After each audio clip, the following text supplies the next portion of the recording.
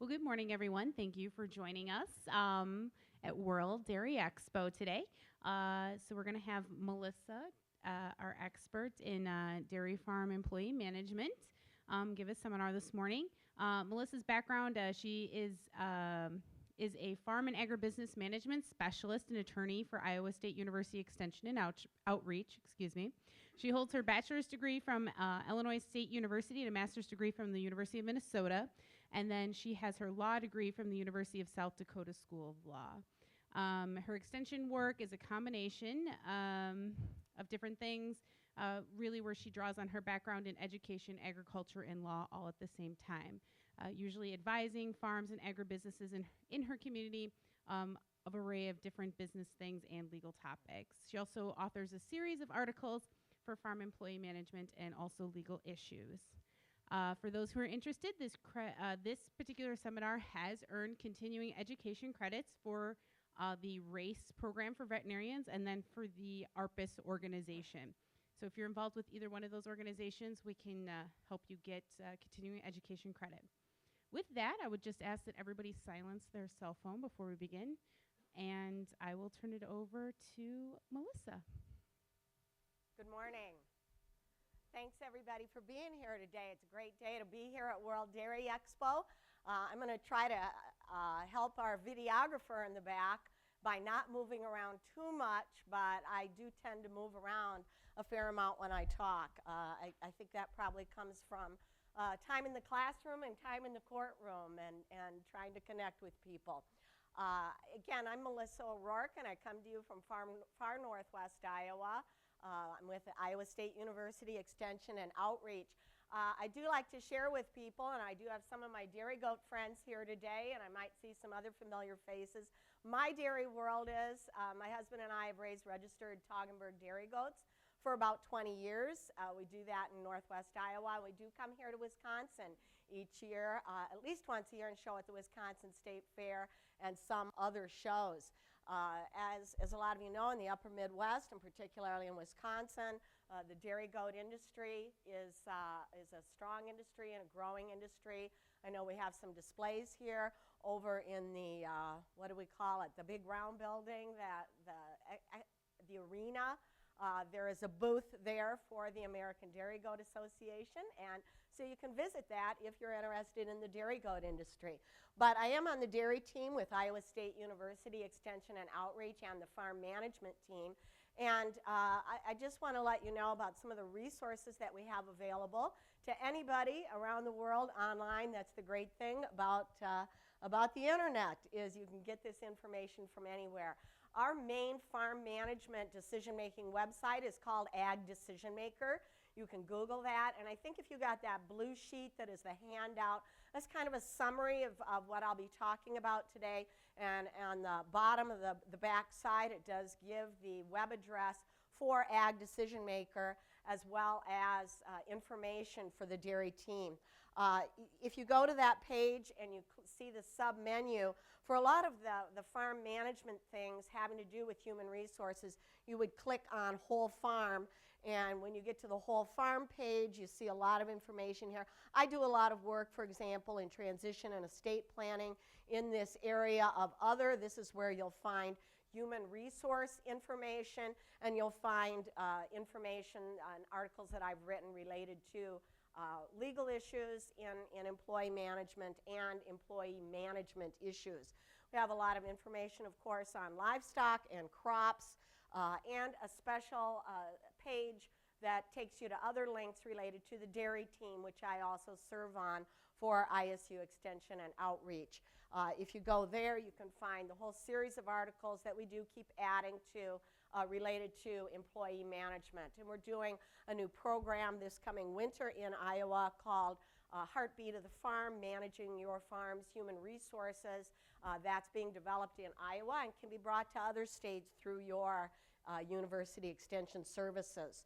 I'd like to also point out, again, Iowa State University has a very large College of Agriculture and Life Sciences, over 5,000 students enrolled at 25 different majors, including dairy science. And we do a lot of research and work on the University Dairy Farm. And if you're ever planning a trip to the middle of Iowa to Ames, we would invite you to plan a visit to the Iowa State University Dairy Farm. Also out on the web is a lot of the other research that we do at Iowa State University. For example, we do regularly a study related to farm employee wages. We're going to be updating that this year. That most recent one was in 2011, showing at that time that in terms of average farm wages and benefits, you add those together, a little over $15 an hour would be the average in Iowa and the upper Midwest. Another tool that I've authored, again, this was in 2011, I'm updating it this year, is a checklist for agricultural employers. This particular, the one that I do, of course, is Iowa, but if you were to go to that tool, you would find a lot of things that no matter where you are, it's going to help you think about that whole employee and employee management process. How to get started assessing your needs, writing job descriptions, recruiting, hiring, and things like that. So it's a good tool for anybody, even if you're not in Iowa. As I indicated, some of those things are management issues, things like preparing those position descriptions, thinking about your, maybe an employee policy manual or handbook for your farm. How do you recruit candidates? Where do you find them? How to prepare and conduct interviews. You'll find an article out there on what kinds of questions can you ask in the job interview. It's a question that I get quite a lot. How do you go about evaluating your employees, checking references, and making those selections? And I always have to pause when I'm doing a presentation like this that might touch on some legal issues, especially because I'm an attorney, that this is an educational program and that we always give the little disclaimer that this is not meant to be legal advice. We do want you to retain and build your own team of professionals so that you're getting advice that works for your particular situation, your set of facts on your farm. That whole recruitment and hiring process, a lot of different things to think about. Again, no matter where you are, in or outside of the United States, all the different forms, the different procedures. In Iowa, we have something called the Centralized Employee Registry, and many states have that. And that would catch, if people have deductions that need to be made for withholding, for child support, for court-ordered fines, or things like that, that those things would be caught. Unemployment insurance, the I-9, and I've done whole-day workshops on the I-9 forms and what you're supposed to do with those, how you're supposed to fill them out. Wage and hour compliance, workers' compensation, and all of that is going to vary, of course, from state to state. But those are all things you need to think about. Those legal issues, there are legal issues throughout that hiring process. From hiring, how do you discipline, how do you terminate, a lot of different things to think about. Again, some resources there, but we always encourage you to be building your own team. We're getting today to be talking about, as it indicates, getting started. How do we get started? Day one with that new employee and the orientation program, and how is that important? When we spend all that time recruiting, hiring, making those selections, there's a lot of work, a lot of time, a lot of effort that goes into that if we're trying to do it right. And so if you don't have a good start right there on day one, as it indicates, all your efforts can quickly go down the drain. But many, many employers pass by orientation. Don't think too much about that first day, except let's just get them started. What difference does it really make, people think? These people, I worked hard, I got them on, I need them here, they were hired to do a job, let's get started. Shouldn't we just get them up and running and productive as quickly as we can? Research says otherwise. We're a university, we do research, we like research that's done by others. So I want to tell you about a field experiment that was done related to employee orientation. Now this was not done on a dairy farm. I can tell you that this particular piece of research was done related to employees that went to work in a call center. So again, these weren't necessarily, like highly educated people. These were, people going into an entry-level position, which again, some of your employees that you're bringing into the dairy, they might be going into an entry-level position. And so people kind of think, oh, how important is that? What difference does that make? Well, that when you're getting those people up to speed, you're investing them. You're investing time and effort and money into training those people. So let's look at what happened with this particular experiment. We had two different groups, Group A and Group B. So what did they do as far as orientation with Group B? Well, Group B, they had some employees, and again, this could be one employee or two or a group of 5 or 10. But they started with these employees, and they had that leader who spent 15 minutes talking to the employees about, how you can be an individual in this job. Why is this important? How can you kind of express your individuality in your work? Spend 15 minutes doing that. So we're talking here in this field experiment about 1 hour, investing 1 hour in some good best practices in regard to orientation. They had the employees do a little exercise. They asked them, they gave them a list of strengths or individual traits and said, if you were stranded on a life raft at sea, what do you think about yourself? What are the traits that you would have that would be most important if you were stranded on that life raft? And then they spent some time discussing how their responses might be different than their coworkers or other people, right? Then they answered questions about their individual strengths. What's unique about you that leads you to your happiest work? What makes you happy in the workplace? What is it about you that you like to do and makes you enjoy your work? And they talked about that and shared that. And then finally, each employee was given a sweatshirt.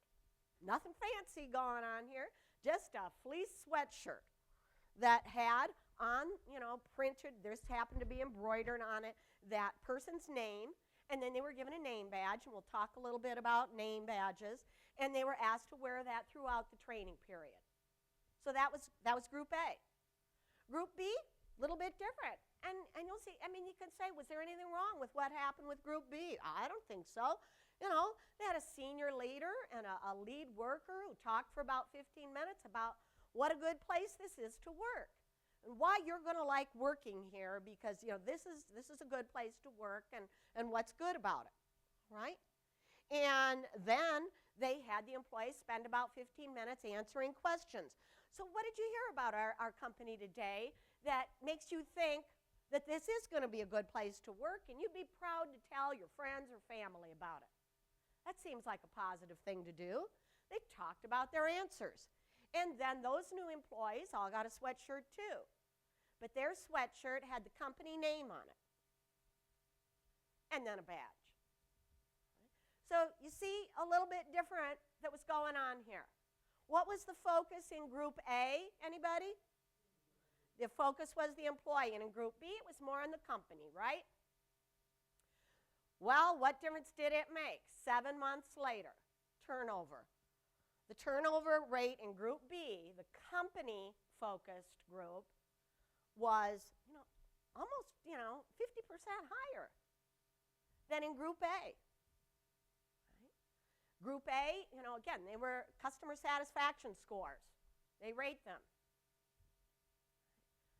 Group A was higher. Right? So, all right, that wasn't on a dairy farm. But what difference could that, little bit difference in how we spend that hour with new employees, what difference could it make to you, to your bottom line, to your turnover rate, to your cows, to the things that you measure, your KPIs on your farm? So it's just really worth thinking about. And we're not talking about a huge investment here. So that's why we encourage it. One other piece of research that I want to point out to you is, millennials. What's important to millennials? And by millennials, our research, we're talking about people who are 18 to 33 years old. Right? A lot of the people that are coming to work in entry-level positions on your farm. At the end of the first day, and I'll ask for some responses here. At the end of the first day, what kinds of questions might they be, kind of asking themselves, or maybe they go home and their significant other might ask them. Any ideas? What's important at the end of the first day? Okay, can you use your phone at work? And we'll get to that kind of a question. That's a very good point. What else? Oh, vacation, yeah, yeah. Sick time. But how about any questions about how I feel about the job? Did you enjoy yourself? Do I think I can handle this job? Now, and I'm going to guess maybe in this group here, there might be people in this group who have never gone to work for someone else. You've always been on the family farm. So you've never been in that situation of being an employee of someone else. Here's the 4 questions research shows they ask. Why did they hire me for this job? Why did they hire me? What was it about me?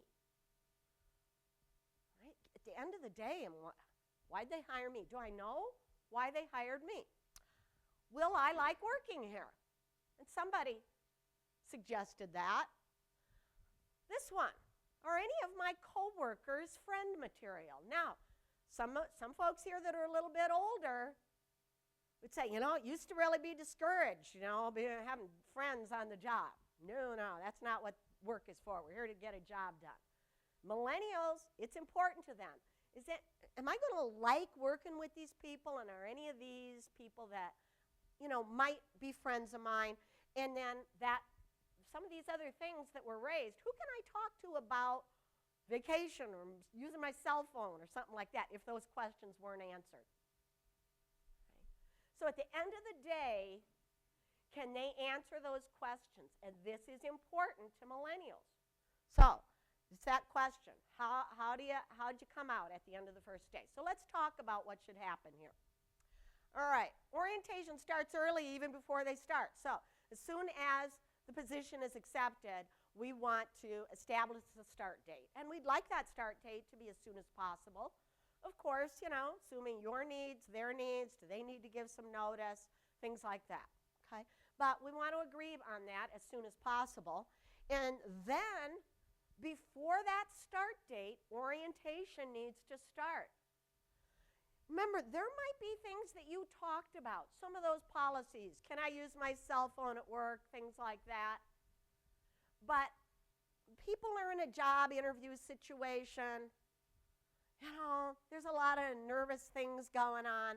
They might not hear everything. So we encourage people to, before the start date, to send something in writing. Now, you want to, you know, of course, you know, people aren't big with the U.S. mail these days, but then there's other people now that just don't answer their email. And you need to establish that with a new employee. How are you going to communicate? Do you leave voicemails much anymore? Not so much. There's a lot of people that don't listen. If they see there's a voice, they don't even listen to it. Right? If you call me, maybe I'll call you back. Text me. But in the work situation, we need to establish, how do I contact you? How do I get written information to you? And so it might be email or U.S. mail.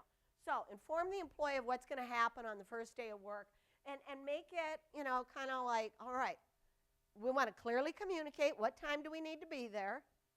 You know, depends on when that need is, and some other basics. So I'm going to, you know, talk about some of those things. And some of these things might seem very fundamental to you. Again, remembering that some of you have never been an employee.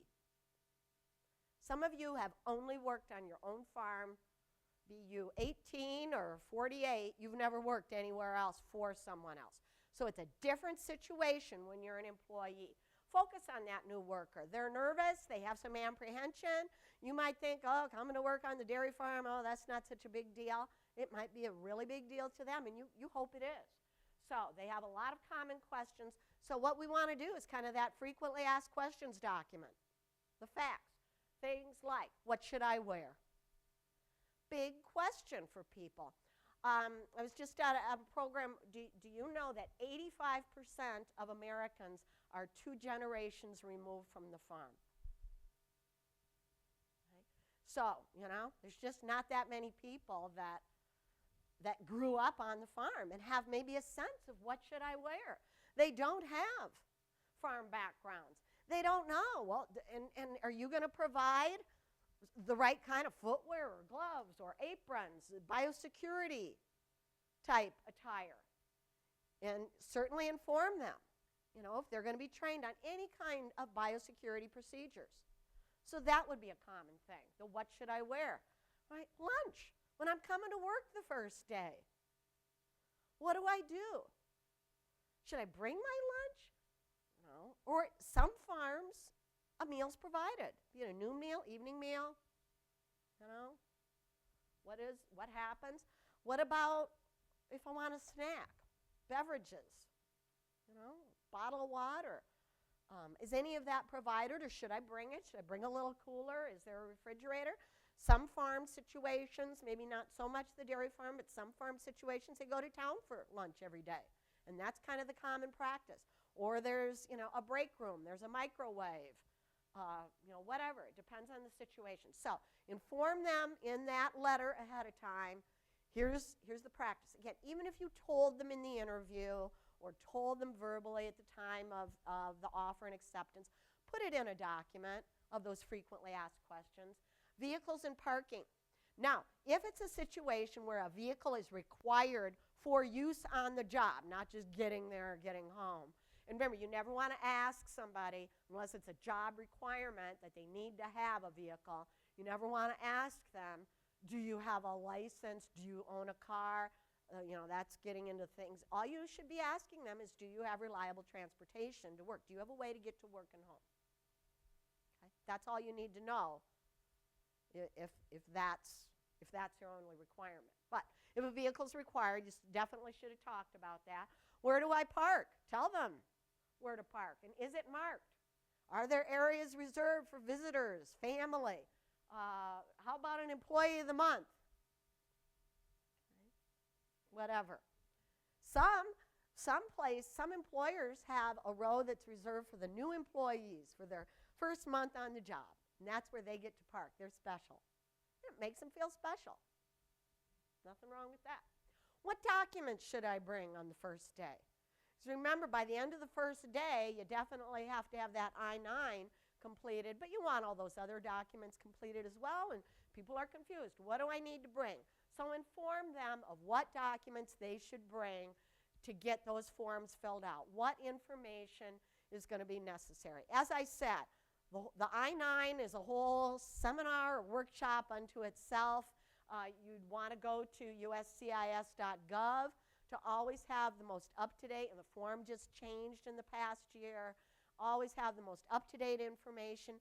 And remember, that's a form that you need for all employees. It was not that long ago that I met on a dairy farm in Iowa with a fellow, and again, those people, that family, they had never been off-the-farm employees themselves, and that's a lot of times where people learn about employment procedures.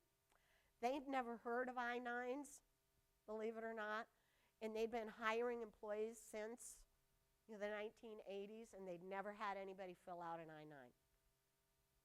So I had to get them started. Okay. So anyway, the most recent things are always out there on the website. All right, what else should I bring to work or not? Yeah, cell phone. Should I bring it or not? Should I bring it and leave it in the car? Or is it required, right? And if you're requiring a cell phone to communicate with that employee, well then, that might be something you as an employer need to provide or reimburse or something. Any other electronic devices? Is it a tobacco-free workplace, weapons policy, anything else that you want them to bring or not bring to the workplace? Inform them. What are you going to do on the first day? Well, here's what we're going to do on the first day or the first week, at least a general piece, some general information. Basic policies, break policies, maybe a general outline of what you're going to do in initial orientation, initial training. It's going to decrease their apprehension, helps them to prepare. It prepares people to learn, prepares people to take in information when they have an idea of what's going to go on. So what are we going to do on the first day? Name tags are really nice, and so even if, and I'll talk again about that idea of having shirts or name badges for all your employees, it's a good idea. But if you don't, at least early on, just use name tags then. It really helps people, not just for the new employee, but other people that are around. Helps people learn names. Give them some kind of an organizational chart or a list of names. Show them right away, where are those restrooms? Where are the break areas? I mean, those are first questions that people ask. What about biosecurity? Start them at least with the basics, and until they're much more adequately trained in safety, biosecurity, that type of thing, you want to make sure they're accompanied by a well-trained employees at all times. So let's just talk for a minute about badges. In these days of security, biosecurity, things like that, I'm seeing even pretty small operations because it's pretty easy. There are small companies, online systems that you can use to get laminated badges made that people can clip on, and that when they're on the farm, they should have that badge on. So that if there's anybody wandering around without an employee badge on, that's a good thing. Then maybe they're not supposed to be there. It also that fosters that worker socialization. Your protocols, your farm protocols, as far as security and biosecurity are enhanced in that regard. Shirts, uniforms, other printed wear. I mean, you can go all the way from printed T-shirts, sweatshirts, all kinds of things. Again, you're identifying who is an employee, who is a visitor. A vendor, somebody just visiting the farm, whatever. There's some employee pride. And also, again, you might have policies about them maybe not wearing that in the bar or something, but it does, in many times, give you positive farm publicity, and you want people talking about your farm in a positive way. So that's something to consider as well. Now, at the end of the first day, you kind of, you get through these things. You want to ask them, of course, throughout the day, what questions do they have? Do they have any questions? Being willing to answer the questions. Offering them assurances about how the first day went. Offering information, reminders. What are we going to do tomorrow? What are we going to do the rest of the week? What kinds of training is there going to be? Ask yourself. Go back to those 4 basic questions. How did you do? Do they know? Did you say to that employee, we had a number of applicants, and the reason we hired you is because we felt you had, skills, attitudes, experience. This is why we hired you for this job. Make them feel good about themselves and why they're here and why they're important to the future of your farm. So at the end of the first day, do they have an answer to that question? That's going to help increase job satisfaction. Will I enjoy working here? I'm going to tell you that studies will show 9 times out of 10, employers in interviews will characterize their workplace, be it a farm or anywhere else, as a fun place to work. It's a fun place to work. We have fun here. Right? Did anything happen on the first day that would make them believe that? Okay? And what could that be? It could, introduce the way you introduce people, the way you spend lunch together on that first day, break times, attitudes, not the new employee coming in here and just saying, okay, we're going to get right down to work here. No time for fun here. Okay? And yes, we have a job to do, but we want to enjoy our lives. So, is there a positive answer to that question? Will I enjoy working here? All right. The next one, are any of my coworkers friend material? Now, when I talked about making introductions, an important thing about introductions is to make connections. Right? Make sure before that new employee comes in that you remind yourself of what you found out about them. Remember, in a job interview, you can ask people things like, what do you like to do in your spare time? Do you have any hobbies? Do you have any outside interests? Make note of these things. I like trout fishing. I'm a big fan of the Badgers or something. I'm a big Packers fan. Whatever it might be. Make note of those things. Then when you are making introductions, you try to make connections. This is Fred. You know what? Fred's a big Packers fan too. You guys are probably going to have a lot in common, a lot of things to talk about, or, whatever. Again, Make some kind of connection. Where are they from? Where did they grow up?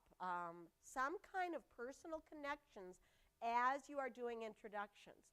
Maybe not with every person, but as you have looked over and said, what do I know about this person? Who might they have some things in common with? And help them make those connections on day one. I mean, if all somebody is able to say on day one is, how about those Packers last night, beating those Vikings? Yes, you know.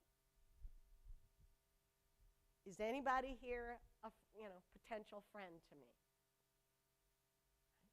And then who can I talk to about? Well, yeah, it might be anybody, but early on, it might be you, it might be a lead supervisor, it might be a coworker who's more experienced, and you say to them, now, so-and-so and so-and-so available for questions. You're probably going to be scheduled with, Jerry here for the next week. And if you have, any questions, things we forgot to cover, you can ask any of us. Certainly feel free to ask Jerry here so that they know. Who can I ask those questions that might come up that nobody answered or that maybe I didn't hear the answer to? So you want to score well on those 4 questions so that they come back the next day. Because I know that there are people sitting in here that have had people not come back on day 2. And that can be for a whole variety of reasons. But if you score well on those 4 basic questions, that can sure help. Okay. All right, so after day 1, I talk about day 1 because day 1, in fact, that 1 hour, remember the research, the 1 hour, focusing on that employee. What are they going to like about that job? What's important about them? That 1 hour can make a big difference. But orientation, and then we kind of move into training, and it can these things can blend together. But orientation is those earliest days of the employment relationship. Do you have an orientation program in place? Orientation and training. Orientation, again, we want to enhance the socialization, getting to know people, getting to know the workplace, not feeling anxious about what we're doing, and that the earlier, again, that we develop that good socialization, the good positive attitude, the more likely we are to have a longer, more productive relationship, that more positive attitude toward the employer. Positive attitude, again, what does it mean for your farm? Keeping the employees longer. That makes a difference. Every time somebody leaves and you got to go through hiring and orientation and training and getting them up to speed, and gee, I just got them on board and I got to start over again. That's why some of you are here. People that have less stress in the workplace, less of those other things cluttering their mind, they are more able to learn. They are more able to concentrate. Likewise, if you have that well-planned orientation and training program, you're not throwing too much at them at once. You're putting things into chunks and bites that people can digest because you've thought it through. And they're more able to absorb information so that you're less likely to have that frustration of, I told you that, why don't you remember that? Well, maybe you told them too many things all at once. So how do you plan that? If you don't have that in place now, it can seem overwhelming. There are resources available. Check your own university extension. They'll have checklists, they have videos, they have materials that you can use. But one thing that we think is a good practice is to talk to your current employees. And again, what are you gaining when you talk to your current employees? You're helping your current employees and maybe even kind of other recent hires. Those people that, my first day on the job is kind of fresh in my mind. I just started in the last 30, 60, 90 days. And boy, I'm being asked for my opinion. Right? What do you wish you had been told when you first started working here? Because again, you might have a good program in place. There might be something that you totally miss. Right? So you're asking those employees, what do you wish you had been told when you started working here? And it might be something that's like, well, but we do have that on our checklist of things we tell employees at day one, but apparently, again, maybe we're throwing too much information out there at once. Or maybe we need to follow it up in writing. Maybe we need to repeat it. You know, some people need to hear things multiple times. So, what do you wish you had been told when you first started working here? Boy, they want my opinion.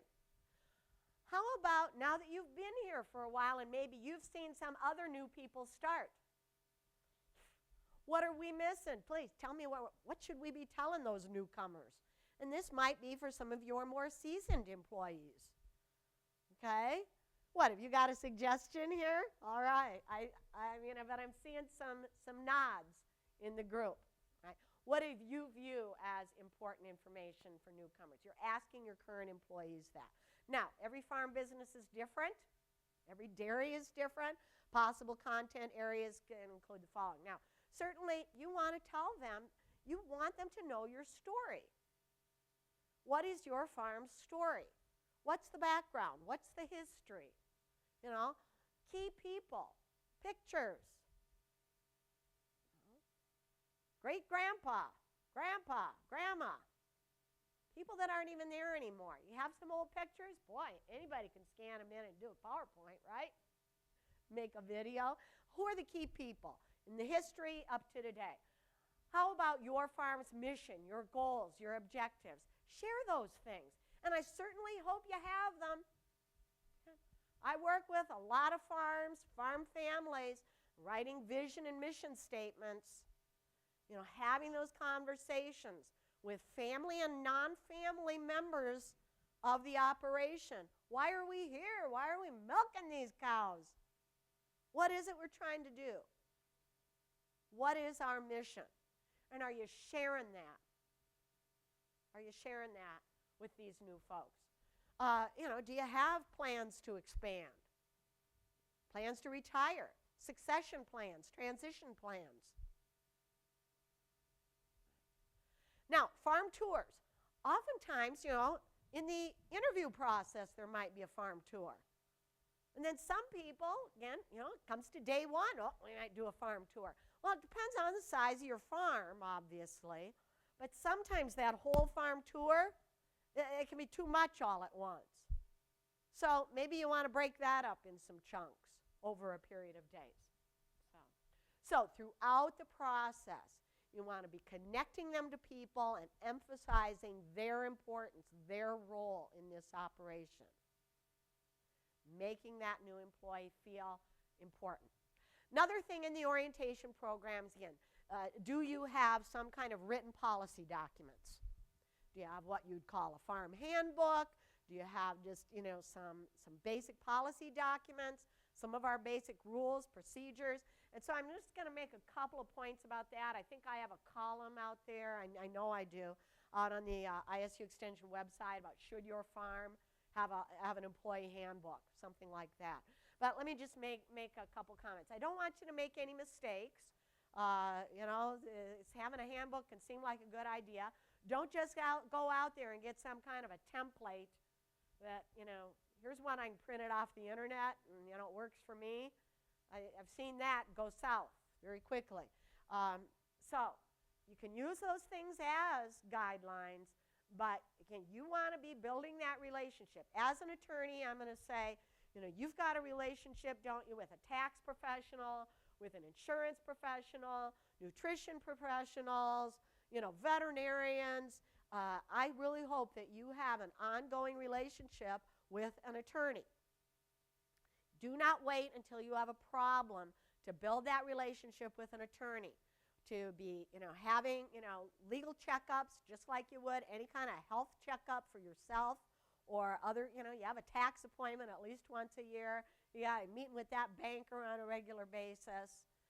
Meet with the attorney on a regular basis. Because then as we think about, the farm, legal issues, estate, succession, transition planning, and I do a lot of workshops all over on that about why we need to be doing that on an ongoing basis. You need to have that ongoing relationship with an attorney. Have them review that. That can be some of the best money that you spend.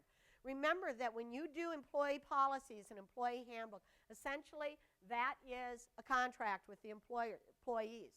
It's like anything you say can be held against you. So if you're kind of making promises in there, here are the reasons you can be fired. Is somebody going to think those are the only reasons I can be fired? Right? Make sure that the statements you made in the handbook in a written document are what you intended to make. Most states are employment at will states. And what does that mean? You know what? You're my best employee. Employee of the month. Employee of the year. It's your last day today. Just feeling kind of snarky and you're done. Okay? That's at will. There doesn't have to be a reason. Good reason, bad reason, whatever. As long as it doesn't violate employment discrimination laws. I can't say I'm firing you because you're pregnant, Or even not say it and fire you because you're pregnant. Or anything like that. The race, sex, things like that, age.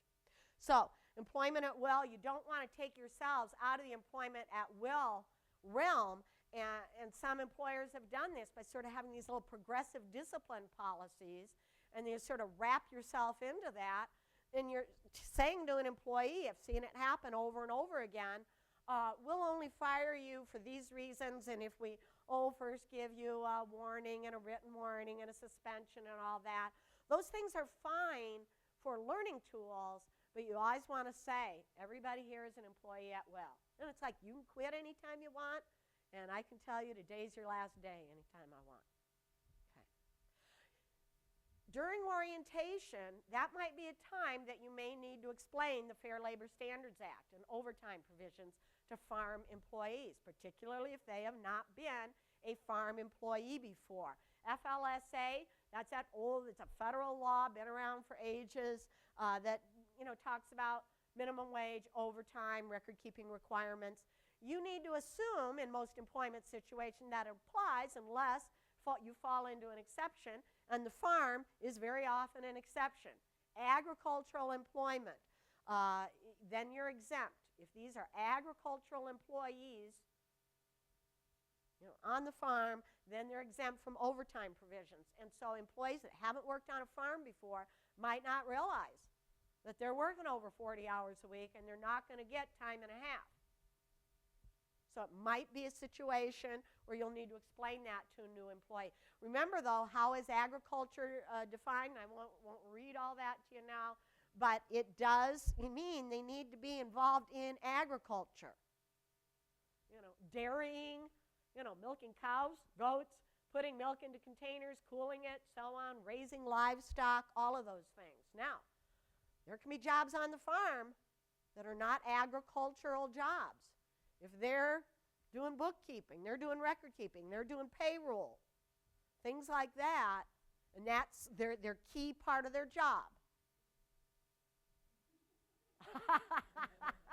Wow, we just had somebody say to his wife, you should be getting overtime. All right. Anyway, if it is not farming, if it's not part of agriculture, then they would. So if you hire somebody to be a bookkeeper, and they're kind of, in the house, in the office, doing that kind of work, well, then they would need time and a half. Okay. Do you have job descriptions? I hope so. And during orientation, that's a time to be using that job description. Of course, I hope you use that job description as a guide during the recruitment and the interviewing and the selection process. What are the job requirements? What are the traits? What are the things that we're looking for? But you definitely want to be going over it during orientation and training. Use it as a discussion guide. Emphasizing safety, emphasizing what's going to be going on with orientation and training during the early part of the job. Discussing the relationship and importance of the job that they're in to other jobs and functions on the farm. And remember, another question that people have fairly early on is, am I going to be a milker for the rest of my life?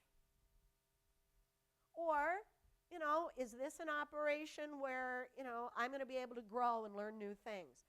And studies, research that we do on dairy farm employees, do not underestimate them. Those people that, a lot of those folks that come in and they're starting, as milkers, they are thinking to the future. They want to know that I'm going to be able to learn new things, develop new skills, take on new roles in this operation as time goes on. So share that.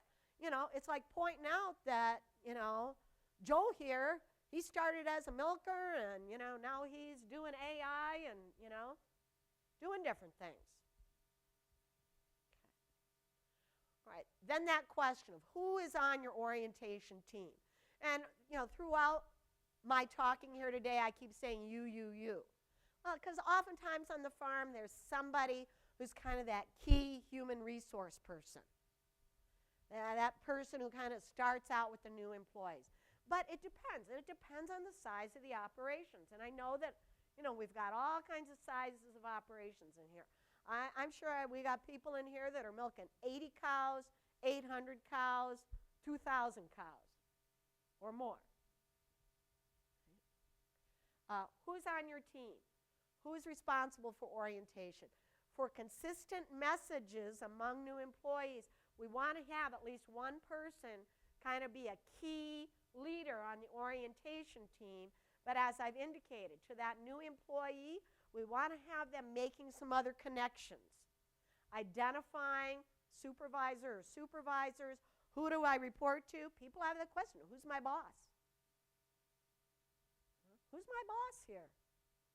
And then coworkers, those more experienced coworkers, and you definitely want to be picking out people who are able to share that positive attitude. So, when people, and some of you maybe who have been employees on a farm or non-farm situation, know what it's like when you start working with somebody early on. Well, right away, from day one, they're telling you what a crappy place this is to work and what lousy work this is, and I can't wait till I get out of here, okay? I see some people, they're smiling, they've been there, or maybe they've been that person, all right? Right, that's not what you want being shared with a new employee. And there are definitely workers out there, I know you've got them, on your farm, that maybe they're not the most positive person in the world, but, they fill a role. They do their work, they do it well, they do it adequately, they're there, they show up, they do what you ask them to do. Maybe, they're not, a little Mary Sunshine. So, but maybe that's not the person you want to pair the new employee with, except to use them perhaps as an example of, it's a good, consistent employee. So, from day one, orientation, what do you want to be doing? Remember, takes time, takes effort. But remember that research I told you about, that 1 hour, and the difference that 1 hour can make, and whether you're focusing on the employee, on the new worker, or you're focusing on you. I want to go back to the interview. When you get done with an interview, I have observed interviews where they got done with a 1 hour interview and the candidate hardly said a word. It was mostly the employer talking. So how much are you focusing on the employee and getting information out of them? Plan that. You have to be purposeful about that, but a lot of benefits. Sets that tone. As we saw, that 1 hour, and the tone that we set can make a huge difference in turnover, customer satisfaction, and again, boy, who are the customers on the farm? I guess it's the cows, right? Okay. Employees, when they're treated with respect, they have greater job satisfaction. This all translates into more productive employees. It's good for you. It's good for the cows. That's what it's all about, right? So, we've got a few minutes left. They told me to leave 10 minutes at the end. You may or may not have any questions. But are there any questions? And if you ask a question, I'll repeat it. Anybody have anything that they wanted to ask today? In the back. Speak up and I'll repeat it.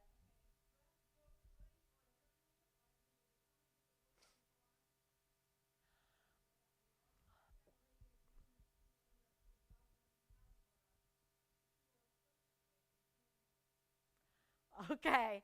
All right, the question was, or the kind of a question comment, has to do with, dressing appropriately for an interview. So what would you tell, and we, have opportunities to talk to students who might be coming to interview for a job on the farm. How should they dress? Well, yeah, this lady in the back said they had somebody coming and they were going to be a milker, and she wore a skirt and what? Flip-flops? Yeah, sandals. And boy, that is, we see that today, again, with some of our young people. In the dairy goat world, I can never believe all the young people out there wearing flip-flops. So, that might be a point that you as an employer might make note of in your evaluation, but you might ask them in the interview, well, if you were coming here to milk cows, how do you think you should dress? And they might say, oh, well, I wouldn't wear what I'm wearing today. So they might answer that question for you. On the other hand, they might say, well, what's wrong with what I'm wearing? It's a hot day. And that helps you to evaluate that employee. But again, that's why when we're talking to somebody that's a new employee, maybe that person, even though they didn't dress appropriately, they seem to have all the other right attitudes and experiences and skills, and you think, I can work with this. But that's where you want to supply them with information that they need of how to dress appropriately for the first day on the job. And again, telling them what are you going to provide in terms of apparel and footwear or things like that, if anything. Good point, good question. Other questions or comments? Yes, sir.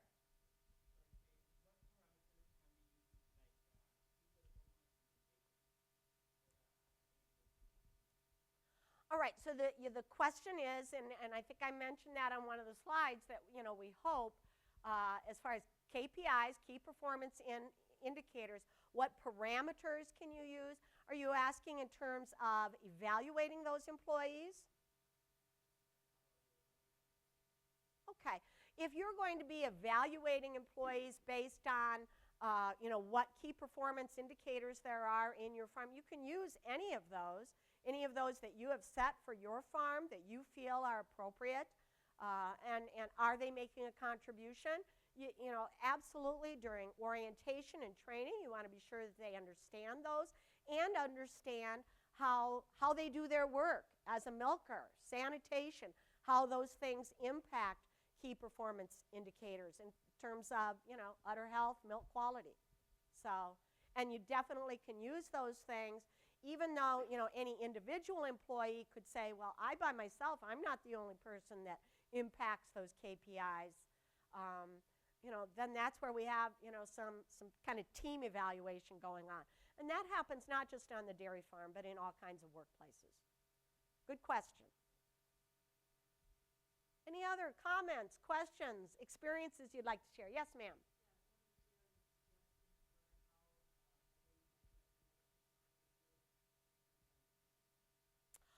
Well, I'll tell you that. Oh, the question was how to find a good employment lawyer. How to, how to find a lawyer you can work with. I will tell you that one of the most common questions I get, because I do an awful lot of work in estate planning, farm estate planning, people ask me that. And in Iowa, they want me to give them a list. And I say, you know what, at ISU Extension, we don't tell you what corn to plant. We don't tell you what to do. We give you tools. And so out there on ISU's Ag Decision Maker, you will find a document, has to do with estate planning, but it's called Estate Planning Attorneys, How to Find One to Work for You. So it goes through the process. And I like to compare it to if I'm looking for a plumber. I want to remodel my bathroom, and I don't know a plumber. How am I going to do that? How am I going to start to find that person? Well, I might know a good electrician, so I'm going to ask that person. So in terms of finding an attorney, one of the first things we want you to do is ask other professionals for recommendations. First of all, if you have an attorney, say, do you do work in employment law? If not, who would you recommend? But ask your tax professional, your bankers, your insurance professionals if they can recommend. Get some names, meet with them, go in with some questions prepared. But find that document. It'll give you some good guidelines. There was one other hand. Yes, oh, two more.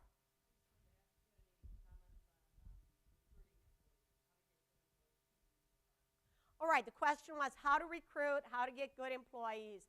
Well, overall in employment, first we like to ask our present employees, especially present employees that we value, because and people who like their job, because they will tend to recommend people that are going to make them look good. You know what? I've got a friend who I think would be good here, who would do a good job. All right, and then certainly, do you have area schools, technical schools, other places like that? But referrals will tend to be the best. And sir, I'll take yours last. Yes? Okay, the question is about employment at will.